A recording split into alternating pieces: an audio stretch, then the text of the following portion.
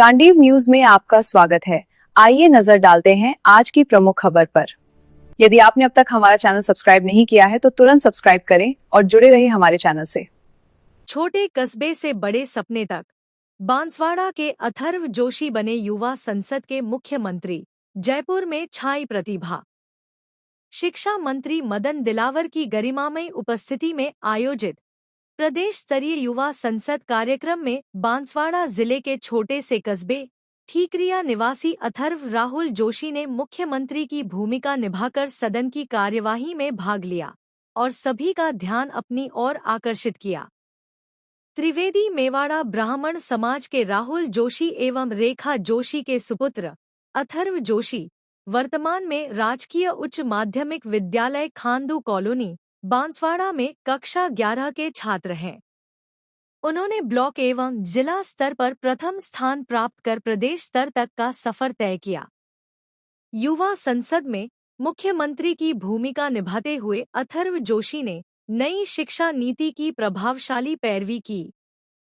उनकी सरल, सहज और धारा प्रवाह वाणी, शानदार शब्द संयोजन और आत्मविश्वास से भरे व्यक्तित्व ने उपस्थित सभी लोगों को मंत्रमुग्ध कर दिया। जानकारी के अनुसार राज्य भर के सरकारी विद्यालयों के लगभग 40,000 विद्यार्थियों में से केवल 164 विद्यार्थियों का चयन प्रदेश स्तर के लिए हुआ, जिसमें ठीकरिया निवासी अथर्व जोशी ने अपनी प्रतिभा का लोहा मनवाया। अथर्व जोशी ने न केवल ठीकरिया कस्बे और त्रिवेदी मेवाड़ा ब्राह्मण समाज को गौरवान्वित किया, बल्कि बांसवाड़ा जिला, उदयपुर संभाग और पूरे प्रदेश का मान बढ़ाया। आइए वीडियो में सुनिए अथर्व जोशी के विचार। वीडियो पूरा देखें, कमेंट में अथर्व जोशी को शुभकामनाएं दें, वीडियो लाइक करें और इसे अधिक से अधिक साझा करें ताकि जिले के हर विद्यार्थी को नई प्रेरणा और ऊर्जा मिल सके। राजस्थान सरकार ने, भारत सरकार ने इस मांग को सोचा समझा और राष्ट्रीय शिक्षा नीति 2020 में मानसिक स्वास्थ्य को एक विशेष स्थान प्रदान किया। महोदय जी, एनईपी 2020 केवल एक कागज का टुकड़ा नहीं है, बल्कि यह संपूर्ण व्यक्तित्व विकास का माध्यम है। महोदय जी, विपक्ष और विपक्ष दोनों ओर से बहुत सारे सुझाव आ रहे थे। जैसे विपक्ष में कुछ सदस्यगणों ने सवाल खड़े किए कि आपका डेटा कहाँ है, आपके योजनाओं की जमीनी स्तर तक बात क्यों नहीं पहुंच रही है, ग्रामीण क्षेत्रों में आपकी योजनाओं का लाभ क्यों नहीं हो रहा है।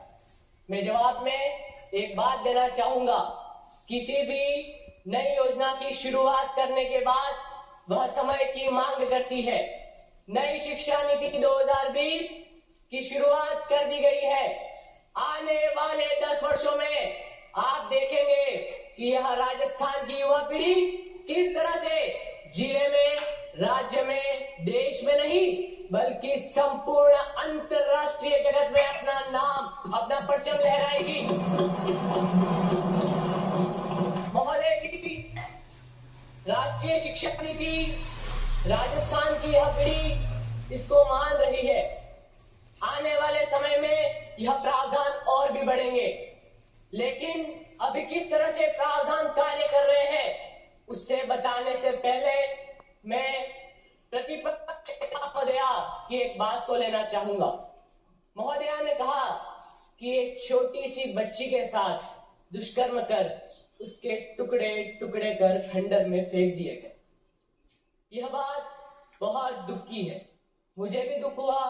उस परिवार की क्या हालत हुई होगी, उस समाज की क्या हालत हुई होगी जिसने अपनी बेटी को खोया है। लेकिन आप चिंता ना करें, राजस्थान सरकार आने वाले समय में विपक्ष या पक्ष अलग अलग नहीं बल्कि एक होकर के हमारी युवा शक्ति की एक अच्छी संगठन पार्टी बनेगी। महोदय जी, हम युवा पीढ़ी की सुरक्षा के लिए आने वाले समय में बांसवाड़ा से लगा के जैसलमेर तक हर विद्यालय में एक कराटे एवं योगा काउंसलर भेजेंगे जिससे कि लड़कियां खुद की सुरक्षा कर सके, उन्हें किसकी जरूरत ना पड़े। मैं आपको राष्ट्रीय शिक्षा नीति के कुछ प्रावधान बताने जाऊंगा। तो शिक्षा मंत्री महोदया ने पूरी बात बताई है कि किस तरह से 2025 में राजस्थान सरकार ने अपना कार्य किया है, लेकिन कुछ शब्दों में मैं उनके परिणाम भी बताऊंगा। सबसे पहले हम बात करते हैं प्राथमिक स्तर पर स्थानीय भाषा व मातृभाषा को प्राथमिकता देने की। मान्यवर, हमने स्थानीय भाषा एवं प्राथमिक स्तर पर मातृभाषा को प्राथमिकता दी, जिससे बच्चे को कोई भी तनाव ना हो। आज हम इस संसद में देख रहे थे कि किस तरह से युवा पीढ़ी अपनी स्थानीय भाषा का प्रयोग कर सकती है। महोदय जी, इससे तनाव मुक्त युवा पीढ़ी बनेगी। उसके साथ अब बात करते हैं विद्यालय में परामर्श व मार्गदर्शन प्रणाली की, अर्थात हर विद्यालय में एक करियर काउंसलर भेजा जाएगा। विपक्ष नेता भी कह रहे थे कि करियर काउंसलर तो भेजे, लेकिन आत्महत्या की दर कम नहीं हो रही है। अरे महोदय, थोड़ा समय लगेगा, शांति बनाए रखें। आने वाले 10 वर्षों में आप देखेंगे कि यह राजस्थान की युवा पीढ़ी हमारी यशस्वी प्रधानमंत्री श्री नरेंद्र मोदी जी के सपने विकसित भारत में कितना अपना संपूर्ण योगदान देगी। और मैं आपको बताना चाहूंगा कि राजस्थान की युवा पीढ़ी सिर्फ आत्महत्या में आगे नहीं है, वरन संपूर्ण जगत में कहीं न कहीं शारीरिक या किसी अधिकार में सबसे आगे आती है। साथ ही छात्रों के जीवन कौशल व मार्गदर्शन में एजुकेशन को बढ़ावा देने के लिए प्रावधान दिया गया है। मान्यवर, इसमें यह बात होगी कि शिक्षक आज तक राजकीय विद्यालयों में पहले पूर्ण तरह से उनके पेरेंट्स से नहीं मिल पाते थे, लेकिन राजस्थान सरकार ने 2025 में एक मेगा पीटीएम का आयोजन किया, जिसमें कि बच्चे की समस्या का बहुत से हो चुके हैं। और आने वाले समय में आप देखेंगे कि हमारी राजस्थान की युवा पीढ़ी किस तरह से आगे बढ़ती है। यह युवा पीढ़ी केवल शहरी क्षेत्र या फिर ग्रामीण क्षेत्र से नहीं, बल्कि हर एक ढाणी ढाणी से अपना नाम ऊंचा करेगी।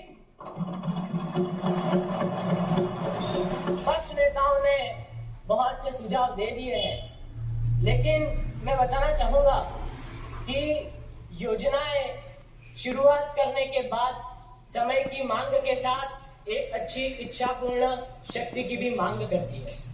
वह शक्ति केवल पक्ष वाले नहीं, विपक्ष वाले नहीं, बल्कि राजस्थान के हर एक व्यक्ति को देनी होगी, जिससे हम हमारी युवा पीढ़ी को आने वाले समय में संपूर्ण जगत में अच्छा दिखा पाएंगे। अंत में सिर्फ 2 पंक्तियों से मैं अपनी वाणी को विराम देना चाहूंगा। यह पंक्तियां हैं हमारे कवि दुष्यंत कुमार की। सिर्फ हंगामा खड़ा करना हमारा मकसद नहीं है, सिर्फ हंगामा खड़ा करना हमारा मकसद नहीं है, हमारी कोशिश है ये सूरत बदलनी चाहिए, बदलनी चाहिए, बदलनी चाहिए। जय जय राजस्थान।